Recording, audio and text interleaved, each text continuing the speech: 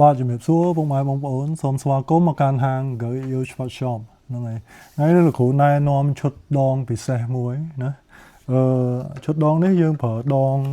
របស់លោកគ្រូតាន់សុភ័ក្រហ្នឹងហើយហៅថា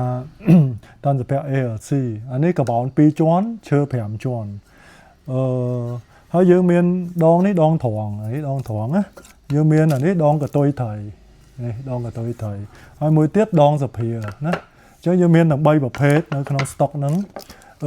ដងប្រភេទគាត់នេះគឺប្រភេទដងយើងអូសយើងសម្រាប់យើងលេងអូស spin យើងលេងអូសអតៈផ្ទះគឺយើងប្រើដងហ្នឹងហើយដងហ្នឹងយើងអាចប្រើមួយឈុត Harmon Tattoo ទាំងសងខាងក៏បានយើងដាក់ Harmon Tattoo ទាំងសងខាងសម្រាប់គ្នាយើងដែលគាត់ចូលចិត្តលេងលេងរឿងលោតយើងលេងអូសលេងអតៈលេងផ្ទះរឿងលោតយើងអាចប្រើ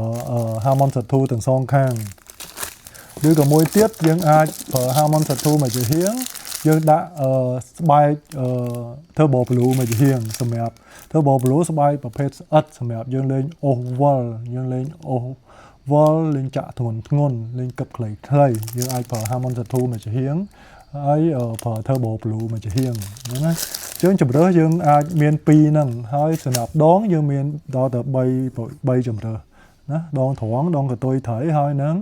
ដងសាភាហើយក្នុងឈុតនេះដែរយើងមានវ៉ននេះមួយទៀតណាយើងមានវ៉នមួយនេះទៀតពួកអានេះតម្លៃវាគឺ